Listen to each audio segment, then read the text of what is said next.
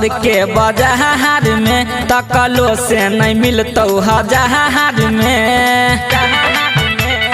गई जानू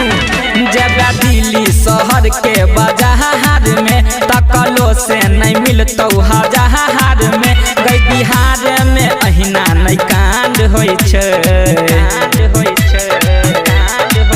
सब छौरी के देखही डिमांड होई छे चौपाल जी के लइका ब्रांड होई छे सब छौरी के देखही डिमांड होई छे चौपाल जी के बेटा ब्रांड होई छे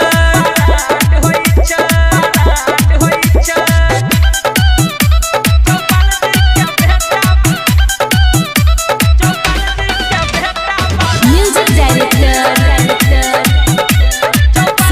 शुभम किया अच्छा गे छौरी तू करते रहबे खोजलो पर नहीं मिलत हो तू तकते रहबे बुझ गेली एक दिन तोरा के जान तया बही परतौ यूपी बिहार के महान अपना बही परतौ किया त रोजे रोजे गई कमांड होई छे सब छौरी के देखही डिमांड होई छे चौपाल जी के लइका ब्रांड होई छे सब छौरी के देखही डिमांड होई छे चौपाल जी के बेटा ब्रांड होई छे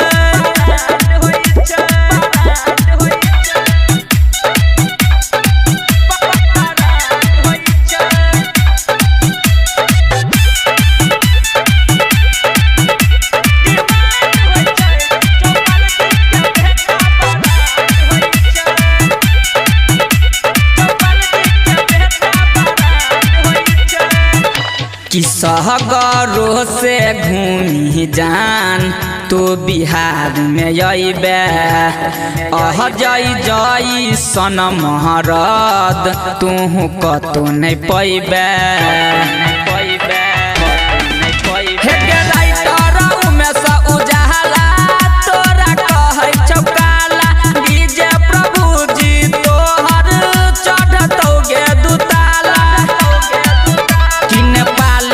छौरी डिमांड होई छे